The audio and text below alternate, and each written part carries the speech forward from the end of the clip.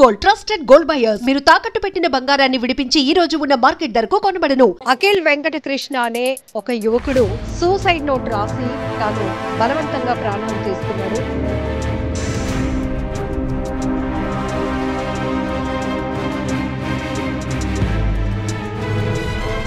Cylinder పట్టుకొచ్చాడు. ఆ cylinder ఎటు బాబు అంటే మా ఫ్రెండ్ ఈవెంట్లు చేస్తాడు,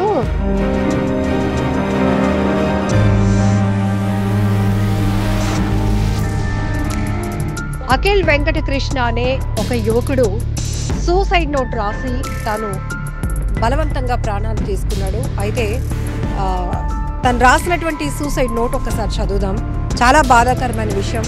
ఒక పెద్ద అబద్ధం చెప్పాను, ఆ అబద్ధం వల్ల నా తల్లిదండ్రులు చాలా మాటలు పడుతున్నారు. అది చెప్పరానటువంటి అబద్ధం.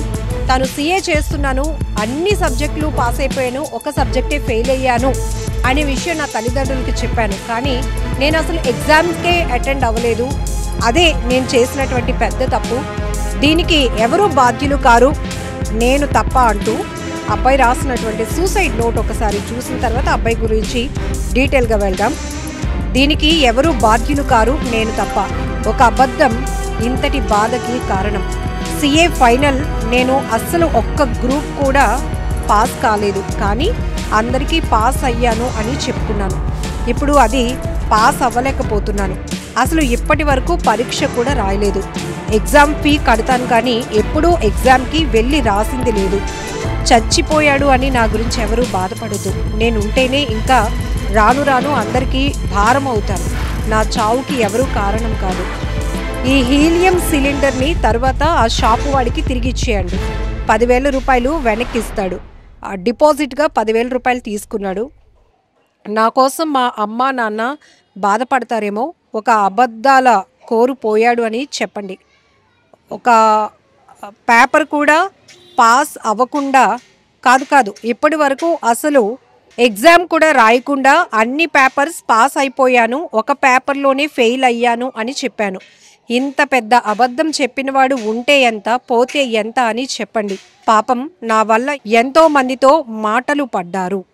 ఇది అఖిల్ అనే ఒక యువకుడు తను సిఏ పాస్ అయిపోయాను, అన్ని ఎగ్జామ్స్ పాస్ అయిపోయాను, ఒకటే ఫెయిల్ అయ్యాను అని పేరెంట్స్కి అబద్ధం చెప్పాను. ఆ అబద్ధం అనేది తనని తీవ్రంగా కలిచివేస్తోంది, బాధిస్తోంది. నా వల్ల నా తల్లిదండ్రులు ఇంకా ఎంతో మందితో ఇప్పటికే మాటలు పడ్డారు. అందుకే నేను దాన్ని తట్టుకోలేకపోతున్నాను, బలవంతంగా ప్రాణాలు తీసుకుంటున్నాను.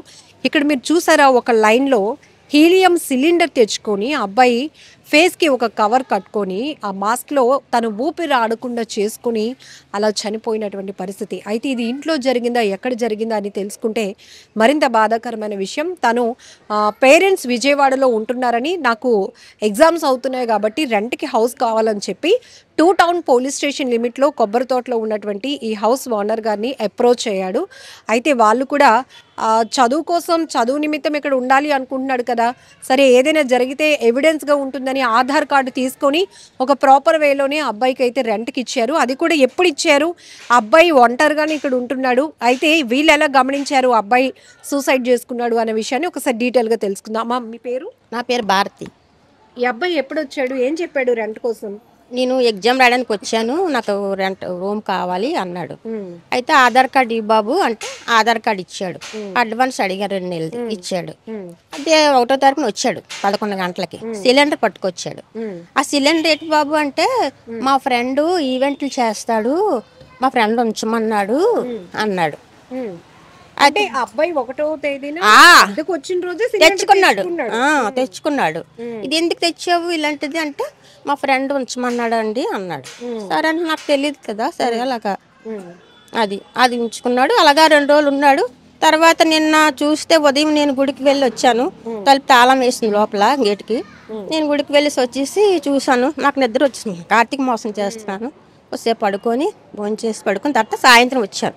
అప్పటికి తాళం వేసింది. తాళం వేసి ఉంటే అప్పుడు ఏంటి తాళం వేస్తుంది అనేసి చూసి పిలుస్తున్నాను. పలకపోతే అప్పుడు సచివాలయ కుర్రాళ్ళు పిలిచారు. బాబు ఇలా దిగారు అబ్బాయి, తలుపు తీయట్లేదు, పిలుస్తే పలకట్లేదు అన్నాను. అంటే వాళ్ళు వచ్చి చూశారు. ఆ తర్వాత వీధిలో అబ్బాయి వచ్చి డోరు పగలగొట్టి చూసాం. అప్పుడే అబ్బాయి కవర్ బుర్రకి తలకు కట్టుకొని సిలిండర్కి పైప్ పెట్టిస్తూ ఉంది. అప్పుడు పోలీసు వాళ్ళు పిలిచి వాళ్ళు వచ్చారు. అది రెంట్కి వచ్చినప్పుడు అమ్మా నాన్న ఉన్నారని అడిగాను. ఎక్కడ ఉంటున్నారని చెప్పారు? విజయవాడ అని చెప్పాడు. విజయవాడ ఉంటున్నాము అమ్మా నాన్న, నేను ఎగ్జామ్ రాయడానికి వచ్చాను ఇక్కడికి. ఎన్ని రోజుల కోసం అడిగాడు రెంట్? ఉంటాను అన్నాడు. ఇక్కడ జాబ్ వస్తుంది, ఇక్కడ విజయవాడ 20,000, ఇక్కడైతే 30,000, దాని బ్రాంచే ఉంది, ఇక్కడ ఉంటానమ్మా జాబ్ వస్తే అన్నాడు. సరే అని ఇచ్చాం.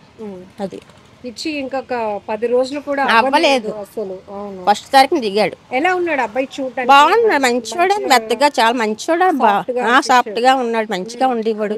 వాటర్ ఇచ్చేదాన్ని పట్టి బాటిల్తో టిఫిన్ కొట్టి అది ఎక్కడంతా ముందుగానే చెప్పాను, ఆ టిఫిన్ అది చేసేవాడు. తర్వాత మరి ఏం జరిగింది. ఇంకేమైనా వస్తువులు అవి తెచ్చుకున్నాడా ఉండడానికి? సూట్ కేసు ఒకటి, ఆ సిలిండర్ ఒకటి, అంటే ఇంకేం తేలి బుక్స్ అవి ఉంటాయి అనుకున్నా. నేను చదువుకున్నాడు కదా, ఏవో ఉంటాయి అని అనుకున్నా. అది కానీ పొద్దున్న చూసేటప్పటికే మీరు షాక్ అయిపోయారు. పోలీసులు వచ్చిందో చూసాం. అప్పుడు బాధాకరమైన విషయం అండి. ఇప్పుడు చదువుకు వచ్చాడు కదా అబ్బాయి, చదువుకుంటాడు, జాబ్ కోసం వచ్చాడు, నేను అంతా ఇలా చూస్తే ఇలా జరిగింది. అది జనరల్ గా సింగిల్ గా ఉన్న వాళ్ళకి, బ్యాచులర్స్ కి కొంచెం ఇవ్వాలి అంటే, రెంట్ కి హౌస్ ఇవ్వాలంటే మీ ఇలాంటి వాళ్ళకి భయమే అని. అబ్బాయి చదువు అది చదువు అని చెప్పాడు కదా, ఎగ్జామ్ రాయడానికి వచ్చాను అమ్మా అన్నాడు. సరే అనేసి ఇచ్చాం. అది ఆధార్ కార్డు తీసుకున్నాం, మరి ఎక్కడో ఏం తెలియదు కదా అనేసి. అది ఇక్కడ అబ్బాయి సూసైడ్ నోట్ ఒకసారి చూస్తే కనుక చాలా బాధాకరమైన విషయం. తను గుంటూరులో CA చేస్తున్నారని పేరెంట్స్ విజయవాడలో ఉంటున్నారు. ఇక్కడ ఎగ్జామ్స్ కోసం వచ్చాను, ఎగ్జామ్ అయిపోయినా కూడా మనకి జాబ్ వస్తుంది ఆంటీ గారు, వస్తే ఇక్కడ చేస్తే కనుక 30K వరకు నాకు శాలరీ వస్తుంది, కాబట్టి నేను లాంగ్ రన్నే ఇక్కడ ఉంటాను, నా వల్ల మీకు ఎలాంటి ప్రాబ్లం ఉండదు అని చెప్పడం వల్ల చదువుకున్న కుర్రాడు మంచిగా అనిపిస్తున్నాడు. చదువు కోసం వచ్చాడు కదా, మనలాంటి వాళ్ళం కూడా మనం హౌస్ ప్రొవైడ్ చేయకపోతే బాగోదు అన్న ఉద్దేశంతో ఆమె ఇంకేది ఎక్స్పెక్ట్ చేయలేకపోయారు. అయితే వచ్చిన రోజే సిలిండర్ ఒకటి తీసుకురావడం, ఆ తర్వాత ఆ హీలింగ్కి సంబంధించినట్టు ఒక పెట్టి లాంటిది కూడా తెచ్చుకున్నాడు. బుక్స్ అవి ఉంటాయి, అబ్బాయి ఉండడానికి నార్మల్గా బట్టలు అవి ఉంటాయి అని అనుకున్నాం, కానీ వచ్చి 10 రోజులు కూడా కాలేదు. ఇంతలోనే ఆమె గుడికి వెళ్ళొచ్చారు. కార్తీక మాసం సందర్భంగా ఉపవాసం ఉండటం వల్ల తను టైర్డ్ అయిపోయి పడుకుంటే అబ్బాయి మళ్ళీ ఎంతటికి తలుపు తీయపోతే ఇక ఆపోజిట్లోనే సచివాలయం ఉంది, వాళ్ళని పిలిచి చూసేటప్పటికి అబ్బాయి అంత దారుణం. జనరల్గా గణేష్ గారు చెప్పండి, ఈ మధ్య మనం సూసైడ్ సంగతులు చూస్తుంటే కనుక చిన్న చిన్న విషయాలకే, ఇప్పుడు ఒక అబద్ధం చెప్పాడు, పిల్లలు తల్లిదండ్రులకి పిల్లల కన్నా ఇంకేది గొప్ప కాదు, ఒకవేళ ఒక దాంట్లో ఫెయిల్ అయినా ఇంకో దాంట్లో మా వాడు సెట్ అవుతాడు అనే ఒక నమ్మకం కూడా ఉంటుంది పేరెంట్స్కి. కానీ అబ్బాయి చెప్పుకుంటే బాగుండు కదా. కానీ అబ్బాయి చనిపోవడం అనేది చాలా బాధాకరం మేడం, ఎందుకంటే సూసైడ్ నోట్ అనేది మనం చాలా చూసాం, కానీ అబ్బాయి ఏంటంటే జెన్యూన్గా రాశాడు. ఎందుకంటే నేను ఎగ్జామ్ కూడా వెళ్ళలేదు, నేను అసలు చదవట్లేదు అని నాలాటోడు ఉంటే మీకు భారం అని చెప్పి అబ్బాయి జెన్యూన్గా రాయడం అంటే చాలా బాధాకర విషయమే. కానీ మన కొబ్బరి తోటలు ఏంటంటే చాలామంది బయట ఏరియాలో వస్తారు మేడం ఇల్లులకి, చాలామంది కూడా ఆధార్ కార్డులో తీసుకుంటారు.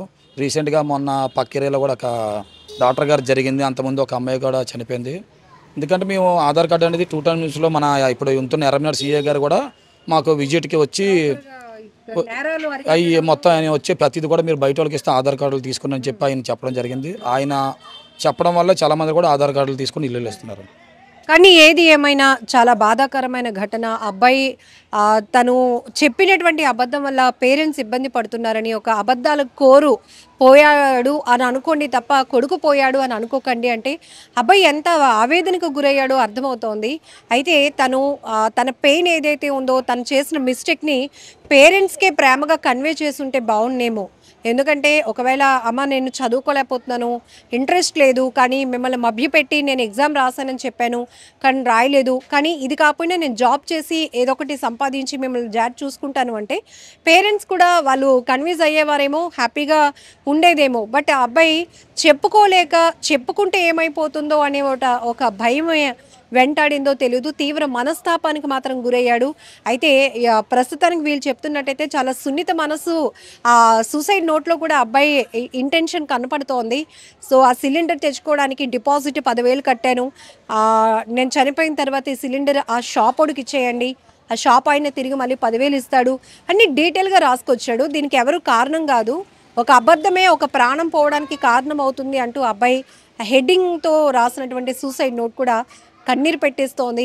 బట్ ఇదంతా అనాలోచితమైన నిర్ణయమే, తప్పుడు నిర్ణయమే. బలవంతంగా ప్రాణాలు తీసుకోవడం అనేది కొంతమంది ఏదో సాధించామనుకుంటున్నారు, కానీ మీరు అంటే పిల్లలు లేకపోతే ఆ తల్లిదండ్రులు శాశ్వతంగా వాళ్ళు పడే వేదన, ఆ కడుపు కోత ఎవరు తీర్చలేనిది. ఒకవేళ మీరు ఏదైనా మిస్టేక్స్ చేస్తున్నా కూడా పేరెంట్స్కి చెప్పుకోవడానికి, దాన్ని సరిదిద్దుకోవడానికి, మిమ్మల్ని మీరు కరెక్ట్ చేసుకోవడానికి ట్రై చేయండి. అంతేగాని ఇలా అర్ధాంతరంగా తనువు చాలించి ఆ కుటుంబానికి తీరని వేదన, తీరని ఆవేదన మిగిల్చొద్దు. దయచేసి విశాఖలో ఈ అఖిల్ వెంకటకృష్ణ అనే యువకుడు సూసైడ్కి సంబంధించినటువంటి ఆ కారణం చూస్తే కనుక చాలా బాధేస్తోంది. అఖిల్ వెంకటకృష్ణ అనే ఒక యువకుడు సూసైడ్ నోట్ రాసి తాను బలవంతంగా ప్రాణాలు తీసుకున్నాడు.